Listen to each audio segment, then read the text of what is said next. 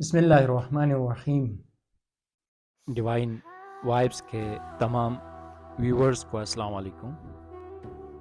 کسی گاؤں میں ایک مولوی رہا کرتے تھے۔ نماز فجر سے لے کر عشاء تک کی تمام نمازیں پڑھانا، گاؤں میں کوئی بھی غم کوئی بھی خوشی اس میں شرکت کرنا مولوی کی ذمہ داریوں کا حصہ تھا۔ مولوی کی اس عادت کو اور اس کے اس روٹین کو دیکھتے ہوئے گاؤں کے چودھری نے مولوی سے ایک دن کہا کہ مولوی صاحب، آپ نماز پڑھانے کے علاوہ ویسے بھی فارغ ہوتے ہیں، میں آپ کو زمین کا ایک ٹکڑا دیتا ہوں، آپ اس میں کاشتکاری کریں اور اپنے لیے گزر بسر کا بندوبست کریں۔ چودھری کی اس عطا کو نعمت خداوندی سمجھتے ہوئے مولوی صاحب نے خوشی سے قبول کیا۔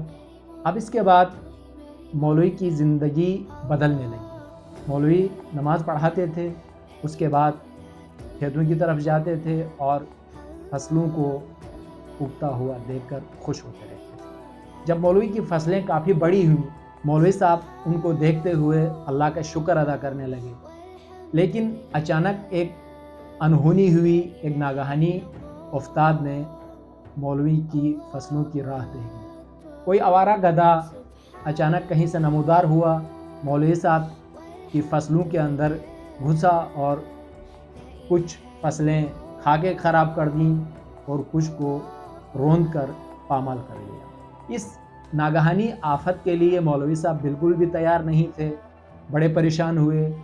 یہ سلسلہ کئی دنوں تک چلتا رہا۔ ایک دن مولوی صاحب بڑی حسرت بری نگاہوں سے گدھے کو اپنی فصلیں تباہ کرتے ہوئے دیکھ رہے تھے۔ کہیں سے ایک چرواہے کا گزر ہوا۔ چرواہے نے جب دیکھا کہ گدھا فصلوں کو خراب کر رہا ہے اور مولوی صاحب ہاتھ پہ ہاتھ دھرے بیٹھے ہوئے ہیں، چرواہا مولوی صاحب کے پاس آ کے کہا، مولانا صاحب، گدھا تمہاری فصلوں کو برباد کر رہا ہے اور آپ ہاتھ پہ ہاتھ دھرے بیٹھے ہوئے ہیں۔ مولوی صاحب نے بڑی غمگین نگاہوں سے چرواہے کی طرف دیکھ کے کہا، اللہ کے بندے، آپ یہ کیا کہہ رہے ہیں کہ میں ہاتھ پہ ہاتھ دھرا بیٹھا ہوں؟ بالکل بھی نہیں۔ میں نے ایک بکرا صدقہ کیا ہے اور کئی مرتبہ سورہ یاسین کو ختم کیا ہے تاکہ یہ گدھا ان فصلوں کی بربادی کو چھوڑ کے کہیں اور چلا جائے، لیکن یہ گدھا شاید کافر ہے، اس پر نہ صدقے کا اثر ہوتا ہے نہ سورہ یاسین کی تلاوت کا اثر ہوتا ہے۔ مولوی صاحب کی اس بھپتا کو سن کر چرواہا مسکرا کے کہا، مولوی صاحب، میں دکھاتا ہوں کہ یہ گدھا کس طرح سے آپ کی فصلوں کو چھوڑ کر دوسری طرف چلا جائے گا۔ چرواہے کے ہاتھ میں ڈنڈا تھا۔ چرواہے نے ڈنڈا ہاتھ میں پکڑ کے گدھے کی طرف گیا اور جا کے 3-4 زور سے گدھے کو مارنے لگا۔ جب 3-4 ڈنڈے کے وار پڑے گدھے پر تو گدھا دم دبا کے مولوی کی فصلوں کو چھوڑ کے بھاگنے لگا۔ جب واپس چرواہا آیا، مولوی صاحب بڑے خوش ہوئے، وہ کہ کہا، چرواہے میاں، آپ نے تو بڑا کمال کر دیا کہ یہ گدھا جو ہے نہ صدقہ اس پر کوئی اثر کر رہا تھا نہ سورہ یاسین کی تلاوت سے یہ جانے کا نام لے رہا تھا، آپ نے تو بڑا اچھا کام کیا کہ یہ میری فصلوں کو چھوڑ کے بھاگ گیا۔ چرواہے نے کہا، مولوی صاحب، سورہ یاسین اور صدقے گدھوں کے لیے نہیں ہے، لہٰذا اللہ نے گدھوں کے لیے یہ ڈنڈا اتارا ہے۔ جب بھی گدھا آ جائے، آپ نے سورہ یاسین کی تلاوت سے نہیں بھگانا بلکہ ڈنڈے کے ذریعے سے اس کو بھگانا۔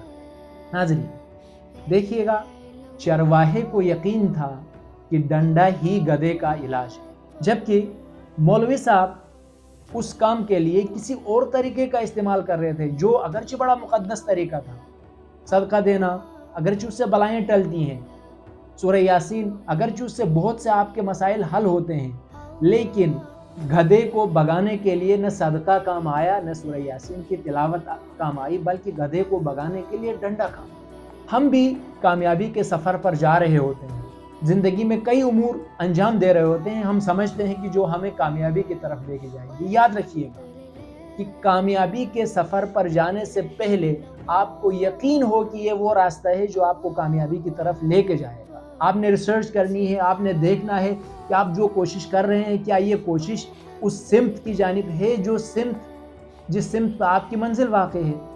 جو ٹارگٹ آپ اچیو کرنا چاہتے ہیں، جس گول تک آپ پہنچنا چاہتے ہیں، کیا جن کوششوں کو، جن ذرائع کو، جن راستوں کو آپ استعمال کر رہے ہیں وہاں تک پہنچنے کے لیے، کیا وہ وہی راستے ہیں جو وہاں تک پہنچائیں گے؟ اگر ایک بندہ جانا چاہ رہا ہے اسلام آباد سے کراچی، وہ پشاور کی طرف چلنے لگ جائے، زندگی بھر بھی چلتا رہے، جتنا بھی تیز چلے، آپ یقین جانیں وہ کبھی بھی کراچی نہیں پہنچ سکتا. اس کا ہر قدم اس کو اپنی منزل سے دور لے کے جائے گا. تو لہٰذا جو بھی کامیابی کے سفر پر گامزن ہونا چاہتے ہیں ان کو یقین ہونا چاہیے کہ یہ وہ راستہ ہے جو آپ کو کامیابی کی منزل تک لے کے جائے گا. پہلے آپ راستے کا تعین کر لیں اور آپ کو یقین ہو کہ یہ وہی راستہ ہے جو آپ کو اس منزل تک لے کے جائے گا جہاں تک آپ جانا چاہیں. امید کے ساتھ، عزم مصمم، پختہ عزم کے ساتھ، جس کو آپ کمٹمنٹ کہتے ہیں، اور اس کے ساتھ بلیف کہ وہ راستہ جس پر آپ چلنے لگے ہیں وہ وہی راستہ ہے جو آپ کو اس منزل تک لے کے جائے گا جس منزل تک آپ جانا چاہتے ہیں. ورنہ اس کے علاوہ آپ کی کوششیں جتنی بھی مقدس ہوں گی، آپ جس طریقے سے بھی جانا چاہیں گے، آپ ہر گزرتا دن آپ کو آپ کی منزل سے دور کر دے گا. آپ کی نظروں کے سامنے آپ کی تیار شدہ فصل تباہ ہونے لگے گی.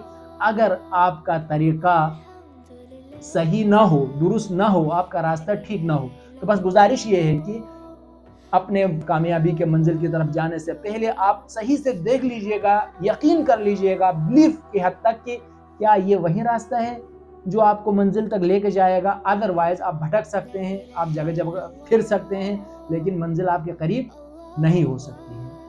اس چینل کو لائک کیجئے گا، اس کو شیئر کیجئے گا، سبسکرائب کیجئے گا اور بیل آئیکن کو پریس کر دیجئے گا تاکہ آنے والے نئے ویڈیوز سے متعلق آپ کو نوٹیفیکیشنز ملتی رہیں. اللہ آپ کا حامی و ناصر ہو.